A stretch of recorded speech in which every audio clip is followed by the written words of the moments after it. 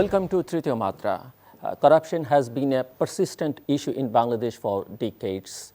Bangladesh has regularly ranked among the world's most corrupt countries by all major rating organizations. According to Transparency International 2020 Corruption Perception Index (CPI), South Asian nations rank between 86th in the case of India and 146th, that is Bangladesh, Sri Lanka, Nepal and Pakistan are respectively 94th, 170th, 124th. Even the US, that ranks at 25th, which is still quite better than South Asia, has fallen to its worst level in decades to a 0.6 drop in score. We do not need to talk about the obvious corruption exists. It is an obvious challenge and it erodes democracy and weakness institutions of accountability, particularly bottom-up accountability. According to US President Biden's official statement for the Democracy Summit, all democracies, including the United States, face challenges in regards to corruption. At the summit, it is stated that the US government will announce new actions and commitments in areas such as bolstering free and independent media, fighting corruption, defending free and fair elections, strengthening civic capacity, advancing the civic and political leadership of women, girls, and marginalized community members, and harnessing technology for democratic renewal. However, it is important to note that Bangladesh was not invited to attend the summit. Does this mean that these commitments will not extend to small, struggling democracies such as Bangladesh? Today's episode, which is the third in a series of 4 shows structured around the themes of upcoming Virtual Democracy Summit, will attempt at exploring these pertinent issues in the context of South Asia and Bangladesh. Today's theme is fighting against corruption, to discuss which I have 3 eminent guests with me. Mr. Frank Brown, he is the director of the Anti-Corruption and Governance Center at the Center for International Private Enterprise (CIPE). New Age editor Mr. Nurul Kabir, and Dr. Badiul Majumder, an economist and secretary, Citizens for Good Governance, SHUJAN. Welcome to the show. My first question is for all 3 panelists. According to Transparency International 2020 Corruption Perception Index (CPI), South Asian nations rank between 86th in the case of India, score 40, and 146th, that is Bangladesh, score 26. Sri Lanka scored 38, Nepal scored 33, and Pakistan scored 31, are respectively 94th, 117th, and 124th. Even the US, that ranks at 25th, scored 67, that's quite better than South Asia, has fallen to its worst level in almost a decade through a 6-point drop in score. So we do not need to talk about the obvious. Corruption exists. It is an obvious challenge and it erodes democracy and weakness institution of accountability, particularly bottom-up accountability. But what do you think, Mr. Nurul Kabir and Dr. Majumder, why is South Asia performing so poorly? And Mr. Frank, what factors are driving the drop in US score in the past decade? I'll come to you, Mr. Nurul Kabir, first, then to Dr. Majumder, and last to Frank. Well, thank you, Mr. Jullur. Corruption is directly related to the power issue, and the quality of governance and democratic accountability or lack of it is the source of corruption. In a 19th century statement, a British politician called Lord Acton said, and so powerfully said, that corruption, that power tends to corrupt, and absolute power corrupts absolutely. Then in the next century, in the 1960s, an American novelist, Nobel laureate novelist Steinbeck observed that it's not only the power, even the fear of losing power causes political corruption. And now, before I go to other states of South Asia, if we come to Bangladesh, both the phenomena is there. One is Bangladesh has become an authoritarian state with the last good elections nobody can even remember, and people at different levels are thinking of launching movements for restoration of the voting rights. From the center to the peripheral level, no elections are acceptable to any rational minds. Now, with most of the opposition parties and groups and social and cultural groups even are facing different kinds of harassments as and when they take to the street, or even under different repressive laws legally harassed for dissenting views. Under such a situation, what grows most is corruption, and all the indications are there that what in my friend and brother Majumder will be in a better position to explain it. What we have is we don't have even a sound growth of egalitarian capitalism. We have what is the economists called is a crony capitalism. So the state, the political managers, big business, and particularly after the last general elections, which were being held in collaboration with the bureaucracy, it has become a crony capitalism under which all the criminal offences in the economy are being orchestrated by political authorities, big businesses, and bureaucracy. So, under such an arrangement, without any democratic accountability and without any pressure from the opposition political groups and people, and more importantly, people at large, this will continue to grow, and we will lose our honor in the community of states by not being considered a democracy on the one hand and a fair economy on the other. Dr. Majumder. Thank you. Corruption is widespread, is endemic in this country, and I think it's getting worse. And the statistics you quoted from the Transparency International, I don't think it fully reflects the extent of corruption in this country.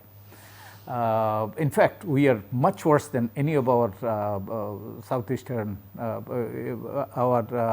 neighbors. So, what is corruption? Corruption is use of power to profit yourself, benefit yourself, or help others benefit. Just think about the last election, the 2018 election, and what happened, the midnight election. And some people use power to benefit themselves as well as benefit others, to stay in power and also benefit themselves in the process. So, from that point of view, every one of them, every single person who was involved in this election, in the 2018 elections, were involved in corrupt practices. And in fact, it's a criminal offense. According to RPO, for these offenses, you are liable to get imprisonment from 3 to 7 years, and plus penalty, financial penalty. So, from that point of view, we have corruption spread all over the country. Almost all of our the government officials and the law enforcement agency people who are involved in these elections, and also people who participated in this election and won, indulged in corruption. And someday there may be trial, and some people may be convicted. So, corruption is really widespread. And then there are mega corruption too. Mega corruption takes place through a sort of an alliance and nexus of bureaucrats, politicians, and the business people. And this is huge corruption. And the worst part of this corruption is that the people siphon up money from here and take money abroad, and we do not benefit from that, the money they accumulate through corruption. And in fact, this is even worse than the colonial rule. In colonial days, the colonial powers looted and plundered, and they took their money abroad. And our looters and plunderers and get these resources, ill-gotten resources, and take abroad, and we do not get benefit. But a large part of these resources are borrowed in the name of the people, and people are obligated to pay back. So this type of corruption are worse, or our corrupt plunderers and looters are worse than the even colonial rulers. So I submit that our situation is even worse than any of the countries, neighboring countries, and it's not getting better. The index shows that actually. Yeah. Mr. Frank Brown. Hi. So I think your question regarding the position of the United States on the Corruption Perceptions Index is a very good one, and I think it's one that troubles Americans generally. And it's interesting to hear the previous guest talk about the situation in Bangladesh, because that in some way mirrors the sense of unease and frustration and discomfort in the United States around corruption issues. And what I mean by that is that I think there's an increasing frustration and anger over the sense that the system in the United States is rigged in a way that very, very few people are able to take advantage of the majority of people in economic terms, and that it's not a fair or just system. And in some ways, this realization, which is typically labeled corruption, is far less sophisticated than it is in countries like your own, or in some of the countries I work in elsewhere in the world, places like Ukraine and Indonesia, Malaysia, and various countries in Africa.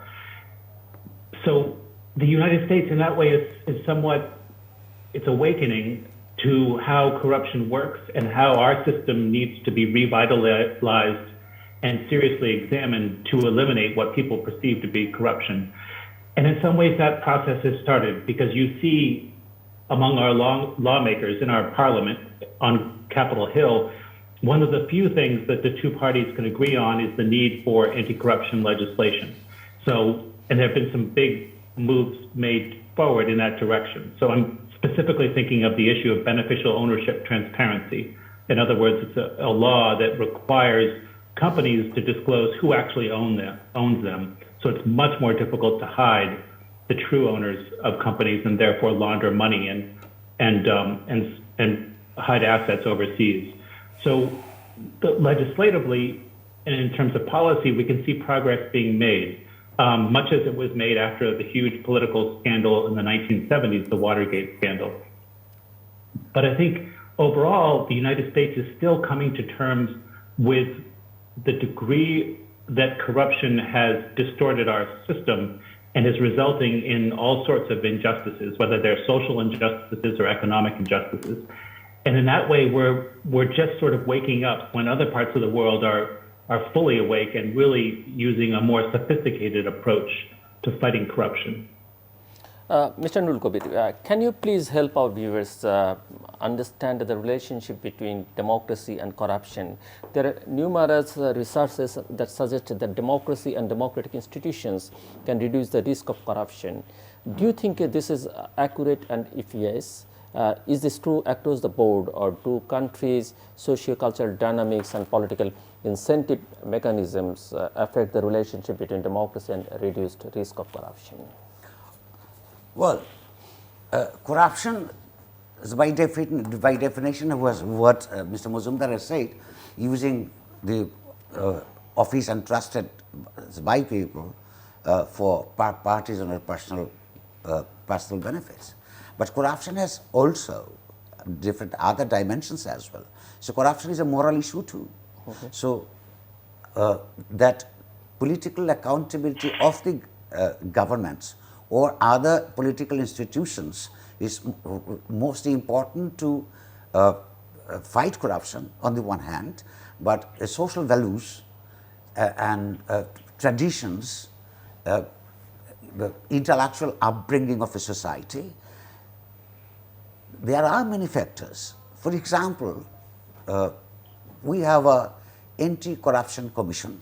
They claim to be an independent organization, but for the last more than a decade, we have seen they are implicating some people in the anti-corruption cases, but we haven't seen any of the allegedly corrupt people, or the perception-wise whom the whole society knows who are the corrupt ones, who are plundering the money, and they have not, the commission has not implicated anyone belonging to the ruling quarters. Now they are talking about, even 2 days ago, they have asked the people of Bangladesh to socially boycott the corrupt people. I mean, this is one of the funniest things. A law enforcing agency or the watchdog, they are not they are not enforcing the law against the powerful people and the powerless poor, who are the major victims of the state corruption, as well as the corruption committed by the politically powerful people. They need to boycott them. So these are the issues that at many levels there are scope for fighting against corruption, but I will still assert that basically it is the democracy and transparency and accountability of the government and state officials which needed to be ensured. But at this moment, give you a few figures that how this kind of corruptions affect the entire economy and in the process the people in general. For example, we are not even being able to be graduated to a mid-income level state, but the Washington-based WealthX, an organization that measures the global ultra-rich people, just in September 2018, they showed the ultra-rich with net worth of US dollars 30 million or more swelled at the rate of 17.3% over 5 years between 2012 and 2017. This is the highest rate even after China. This is the rate of the growth of the ultra-rich people in a country which is a rich country, is a poor country, where at the same time the discrimination in terms of income is 129 times. So this kind of plunderage, this kind of chiffoning of money eventually affects the poor. Poor means the people at large. So, and if you have a democratic process, these people at large get strengthened in terms of choosing their representatives, and if we can ensure accountability of those people, then they won't have been able to do this kind of corruption in this country. Dr. Badiul Majumder, Douglas North, in his Nobel Prize lecture titled Economic Performance Through Time, delivered on December 9, 1993. Incidentally, the day the Summit for Democracy also begins 28 years later, states that institutions define the incentive structure of societies and specifically economies. I'm wondering, what are your thoughts on the new institutional economics of Douglas North and its relationship with anti-corruption? Can institutions redefine incentive structure of South Asian societies, politics and economies in a way that helps support anti-corruption efforts? Sure, institutions are critically important. And if you look at this elections that is going on now, union presidential elections, and this violence, and these elected unopposed, why? Because the politics is supposed to be for public service, But politics is not for public service, for personal gains, and you get elected positions or party positions and get patronage, illegal gratification, and also you can do illegal things and get away with it. So that if that is the incentive for being in politics, then you will try to eliminate the rivals, and that's what is happening. So what is happening? If it is not for public service, it is for your personal gain, then you will never relinquish power, and there will not be any free and fair election. In fact, you will destroy all the institutions, so you can stay in power. And that is why the checks and balance and the other the institutional mechanism that were created, so that the people who are in power cannot use that power to benefit themselves as well as benefit others. So institutions, for example, in our country, we have constitutional institutions, we have statutory institutions, we have also non-state institutions, and these are supposed to make sure that the people in power cannot use their authority to benefit themselves and benefit others. And the way it's going in our country, the patronage-based politics, and you go into politics, you benefit yourself, you can benefit your cronies. There will never be any transfer of power, because there is no incentive to transfer power. So we are doomed, and democracy is doomed. As long as this patronage-based politics means getting benefits, illegal benefits, and also doing wrong things and getting away with it, the culture of impunity. And so as long as these things prevail, the democracy, we are in trouble, and will continue to be in trouble. So the institutions need to be strengthened. And this is happening because our institutions have eroded, the constitutional bodies as well as the statutory bodies, such as the Anti-Corruption Commission and all those things. So institutions are critically important, and we need to strengthen those, and which will be able to arrest the problem of the patronage-based politics. Unless this patronage-based politics and crony politics is stopped, we are doomed, and democracy is gone. I don't think we'll have free and fair election, and we'll have transfer of power through peaceful means. Frank, you lead CIPE Center on Anti-Corruption and Governance, and must have a wealth of program learning and information on corruption dynamics and anti-corruption strategies. What are CIPE's programmatic interventions revealing about corruption challenges facing democracy globally, particularly in relation to private sector's role in the field? Frank. Thank you. That's a great question. And yes, most of the work that my organization, the Center for International Private Enterprise, does focuses in on how we can leverage market forces, business forces, in a way that changes the behavior of corrupt actors in emerging markets. So I'll give you some specific examples. There's a very powerful law that was started in 1977 in the US called the Foreign Corrupt Practices Act.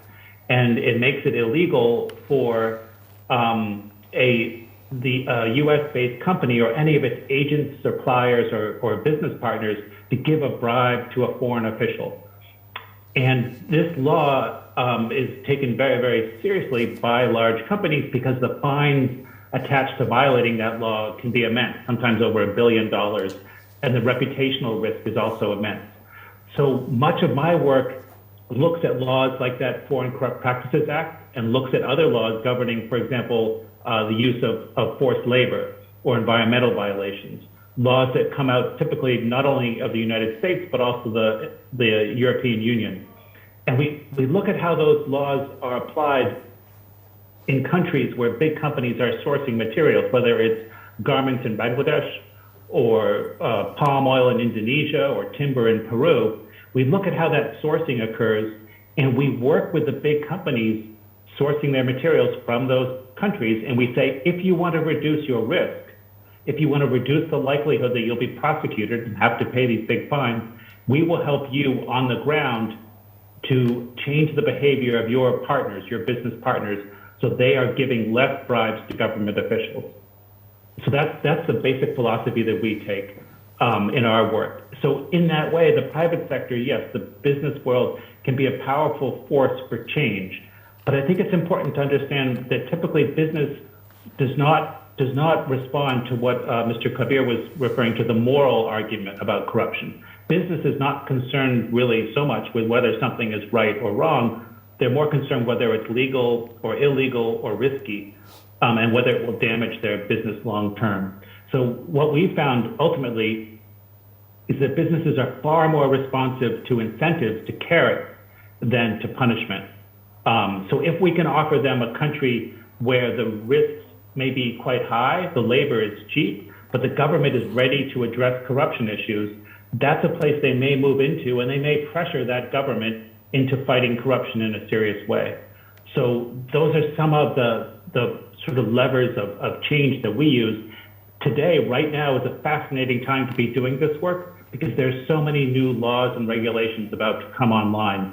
One real big one out of the European Union set to take place in 2023 has to do with due diligence in human rights and environmental issues. And that's going to be a real game changer because it'll mean that crises like the Rana Plaza tragedy in your country will come under far greater, the key elements of that will come under far greater scrutiny with this new EU law in place. And companies will be much more sensitive to violating that new EU law. Thank you. I have a few questions to all of you, and we have time constraints, so I'm requesting you to make your answer very short. This request for all of you. So, Dr. Majumder, you serve as the Founder Secretary of Citizens for Good Governance, SHUJAN. The organization has more than 20,000 active members, organized through more than 1,000 units across 8 divisions of Bangladesh, and its work has a focus on democracy promotion, clean politics, and accountable governance, among others. What are the top 3 or 4 challenges to democracy and accountable governance that SHUJAN has faced in the past 2 decades of operations, and what strategies have you used in addressing those challenges? Particularly, have you engaged the private sector as part of your strategies? Well, the biggest problem is corruption, the patronage-based politics. As long as patronage-based politics will be there, and in other words, going to power and illegally accumulate wealth, and also indulge in bad practices, indulge in crime, and get away with it. And we will not have a democratic system in our country, functional democratic system. So corruption is number 1 enemy. And in fact, the corruption has other implications. Corruption has also security implications. In fact, Mr. Brown may be familiar with the book Thieves of State by Sarah Chase. She is from Carnegie Endowment for Peace. And she in that book she wrote that this is based on, she was a journalist based on her experience in Afghanistan. And she was telling the American brasses, the military brass, you need to do something about corruption, lack of justice and all those. And those generals would say that let's take care of the security first, then take care of the rest. And she tried to tell them that the corruption and these things are part of the security considerations, the security package. And look what happened in Afghanistan. So these have implications, and for whether or not we'll have an extremist state, we'll have a democratic future, or we'll have other futures. So these are 2 important aspects that I want to highlight, and maybe others.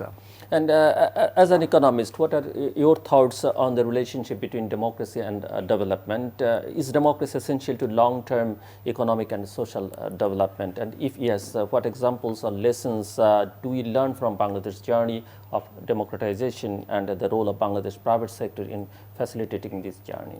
See, this is a wrong notion we have promoted, democracy versus development, and this is so wrong that you cannot, human being cannot live by bread alone. And if we are combined here and given everything we need, how long would we survive? And so we need both development as well as democracy, and private sector needs to come to terms with it, and especially to have governance issues addressed. See, in many countries there have been primitive accumulation, and the people accumulated wealth through illegal means, but they ultimately came together and try to develop an acceptable governance system, rule of law, so that the business could have an enabling environment. And unfortunately, we don't see that happening here. And this spells trouble for us. And so the private sector needs to come forward and address this issue, governance issue as well as democracy issue, and the wrong notion, the narrative that democracy versus development must be withered away. We must renounce this faulty notion that is only going to get us into trouble. In fact, whatever development we have achieved, and this is an issue that we can debate on some other occasion, this will not sustain unless we have a democratic and peaceful Bangladesh, and the corruption is a threat, serious threat to peace as well as our democratic system. Frank, as part of its multifaceted and bold anti-corruption initiative planned to be announced at the Summit for Democracy in December, the U.S. Agency for International Development is going to establish or has established an anti-corruption task force. The new USAID Administrator Ambassador Samantha Power announced earlier this summer that as part of this effort, the agency is going to integrate an anti-corruption lens across all of its work, including on pandemic recovery and climate resilience. Can you tell us more about this? What does this mean in particular terms of our organization like CIPE, and how is this new initiative going to support or affect CIPE's work on anti-corruption? That's a great question, because we too are very curious what concrete measures will come out of the Summit for Democracy. So far, not much information has been available, but you're right. Ambassador Power did create an anti-corruption task force earlier this year, and we know some of the people on the task force. They're top-notch. They understand the issue really well. And most importantly, I think, as one of our guests referred to earlier, they're taking the lessons from places like Afghanistan. So Afghanistan is as Sarah Chase writes in her book, it's a classic case of there not being enough political will on the ground in Afghanistan and way, way too much money being thrown at the problem. So what you had was sometimes anti-corruption initiatives had the opposite effect. They did more harm than good because there wasn't a desire on the ground to actually put in place anti-corruption measures. It threatened the status quo. So with this new USAID task force, we are optimistic that there'll be a nuanced approach to fighting corruption, especially as it relates to the private sector, because the private sector is drawn towards corruption, right? If you can get a contract by paying a bribe, or improve your business's position by paying a bribe, over and over again, companies will do that. But they need a strong judicial structure, a rule of law, strong democratic institutions to curb that instinct, which is quite powerful and can lead to short-term economic gains. But as our guest said earlier, ultimately will undermine democracy and corrode the rule of law and democratic institutions. Mr. Nurul Kabir, as touched on before, as Bangladesh has not been invited to attend the summit, does that mean that the commitments made by the US in regards to fighting corruption will not extend to Bangladesh? Well, the Americans will be in a better position to say that, but that United States, I don't think that the United States choices for picking up countries is always very rational, because in the long history of United States foreign policy practices, we have seen they have patronized and sponsored many authoritarian states on the one hand, and on the other, we have also seen that, of course, they have helped in different countries of different regions to help develop democracy on the other.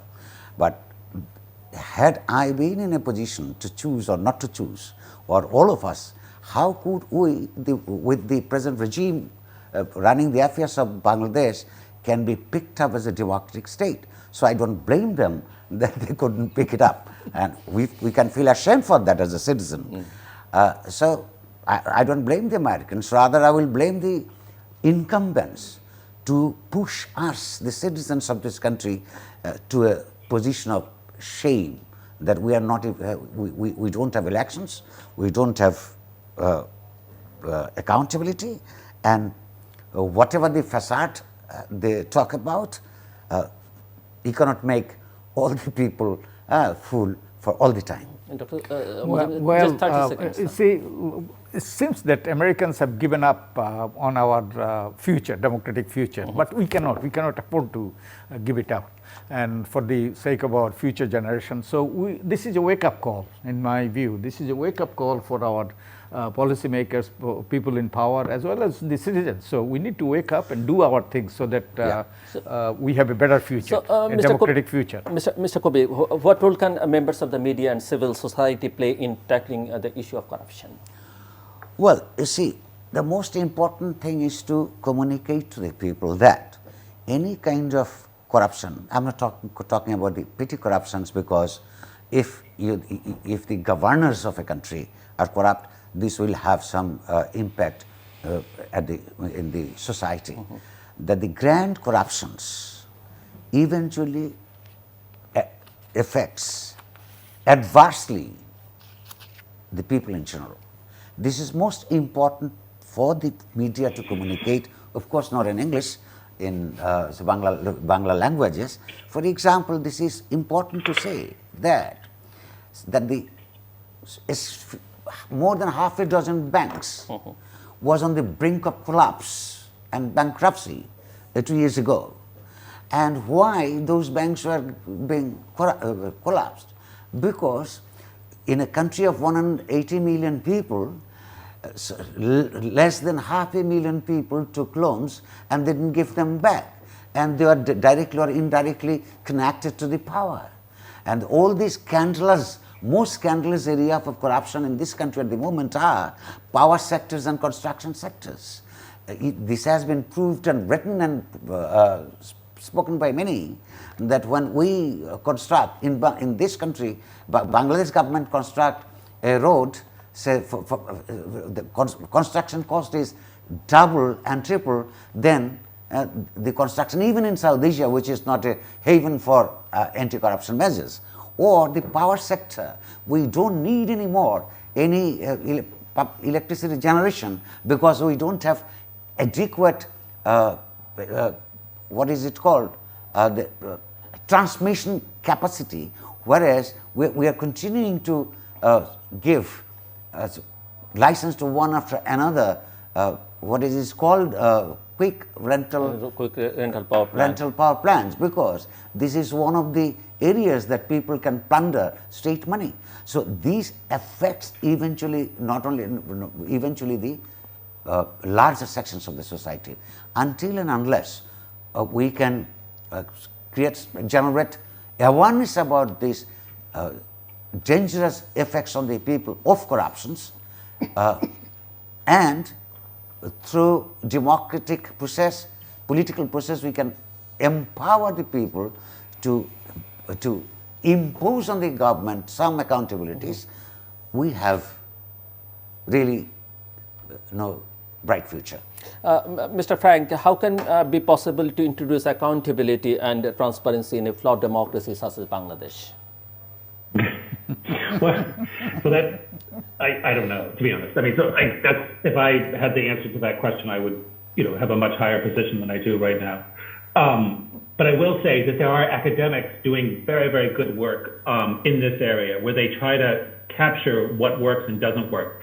So this academic, Alina Mangiu-Pipidi, is based in Germany. She's from Romania. She has firsthand experience fighting corruption herself as a student activist, and now she studies it. And she has a series of case studies in this book that capture why in countries like Georgia and Estonia, for example, they've been able to successfully fight corruption. It's very complicated. It requires a lot of different factors to come into play at once. It requires support from the business community, from the international community, and above all, for there to be political will within the country itself. Two things just to pick up on what my co-guest said. I think young people are super, super important because in my experience, I lived in Russia for a long time working as a journalist. Young people, they're paying bribes to take exams. They're paying bribes to try to get their first jobs. They look ahead at a 30, 40-year career, and it's constrained and stopped by corruption. They're tremendously frustrated, and they're ready to take to the streets and protest and take concrete action. When they get a little older and they have families, all sorts of social ties, they're much less likely to take that risk. So young people are essential to reform. And the other piece of this is the media. So as one of my co-guests said about grand corruption, this grand corruption is intricate, it's subtle, it's complicated, it's hard to describe, and people have a difficult time understanding what it is. So it's up to the media to create a compelling narrative, to tell a story about how grand corruption means that the local hospital is not being built, or grand corruption means that your child's class has 50 students in it when it should have 25. So the media and journalists and a free, independent media are absolutely essential to bringing about change. And Frank, are there any historic examples of policy changes anywhere in the world that have managed to curb the effects of corruption in a democracy? Excuse me. Yes. I mean, so procurement, government procurement, making it transparent, making it open to all is an incredibly important step. So I think that's a step that took place over 100 years ago in the United States and other Western democracies and went a huge way to fighting corruption. Just transparency overall, enforced transparency and accountability are the centerpieces of reform. Dr. Majumder and Mr. Nurul Kabir, what are the most important steps that need to be taken to ensure that there is a bottom-up demand for fighting against corruption from the private sector and the general population of Bangladesh? Dr. Majumder first. Well, you asked me the question, the three things, and I talked about one, the corruption. The other is voice, the ability to speak, ability to mobilize, and that is under serious threat. So unless we are allowed to speak and we are allowed to protest, we are allowed to organize protests, and we will not be able to change this system. So the other thing that needs to happen is that the right to speak, and unless that is eased, that is allowed, we won't be able to mobilize the people. So we need to mobilize the young people, and they are our future. And so we need to make sure that we have that Bakshadinata, the freedom of expression, freedom of speech, and freedom of thinking, and freedom of, and the other is rule of law. And unless there is rule of law, and business people should really fight for it, for their own sake, for their own business interest, and we'll be doomed. So the other thing is needed, that everybody should be equal in the eye of law, and everybody should be treated equally. And so we need to have rule of law to be able to ensure that people can speak out, people can protest, people can say things, and if they are unjustly prosecuted or unjustly taken to task, they can go to the court and get justice. So these are the other things that are the big challenges in this country, and we need to address those to be able to really do something concrete and meaningful against corruption. Mr. Nurul Kabir. Well, the first and foremost is democracy, empowerment of the people, in which the rulers are bound to answerable to the people. Because we have no reason to believe that a huge population can feel good about a society or a country living in with the defaming of corruption in the first place. And we have no reason to believe that pervasive corruption does not help people at large. So for a minority of corrupt people, a huge population has no obligation to accept it. To put that, what he has said is to protest against it, to organize people against corruption, to seek accountability of the institutions. It of course requires a democratic environment, which Bangladesh lacks. The reason why we are not invited in a conference of democracy. And this is important to propagate, as you said, of the media too, that most patriotic responsibility of a citizen is to stand face to face with the corruption in government, to stand against autocracy. This is an obligation of any citizen, and we need to try to convince people that you have to be united against corrupt economic practices and as well as undemocratic governance. In fact, if I may add just one sentence, that if we are to do one thing, that we need to have a free and fair elections, and that will make the rulers accountable to the people, and they will have to work in the interest of the people rather than their own self-interest. So that should be the starting point. Free and fair election. My last question is also for all three panelists. Based on your research and practical program implementation experience in this field, what advice would you give to young aspirant activists of accountable and clean governance across South Asia? We'll go in reverse order this time and begin with you, Mr. Frank, and then Mr. Nurul Kabir, and last to Dr. Majumder. Frank. So I think my advice would be to listen to somebody like Mr. Kabir and see your role in society as regarding corruption in terms of patriotism and serving your people and making sure the resources of your country are equally distributed and not perversely distributed because of corruption. And then number two is seek out an organization like that of Dr. Majumder, because it's very difficult to do this by yourself. But other people also want to seek out change and are ready to risk things to do so. And if you can work together through an organization like Dr. Majumder's, you're going to be much more powerful. And don't give up the hope. All around the world, there are people fighting similar struggles in even worse situations, and they're ready to help you work together and collectively try to reform the degree of corruption we witness globally. Mr. Nurul Kabir. Well, you have asked me to talk about the young people. I mean, I myself still consider myself a young man. Yeah, well, of course you are. Who said otherwise? No, we haven't said. So I do not advise the younger generation. What I say is, there's one life. Life has to be made meaningful. One cannot make life meaningful without standing against injustice, inequalities, undemocracy, and corruption. So, please try to understand that everything is end of the day political. So one has to live a political life and register protests, and that can only take us to a cherished goal of a egalitarian, democratic, less corrupt society. Well, based on experience, I would say never give up. Obviously, you will have to do things what is meaningful to you, and life without freedom is meaningless. So for freedom, for democracy, for your fundamental rights, you would have to fight for it. But just it's not a you cannot achieve it you may not be able to achieve it easily and within a short time.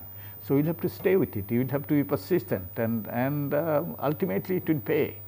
And ultimately, the people who are depriving us of our rights and corrupt people, they are weak people, and ultimately they will go. And so we'll have to overstay. We'll have to be persistent, and we'll have to be staying power. We'll have to have the staying power. Then we'll win, and we'll have to win.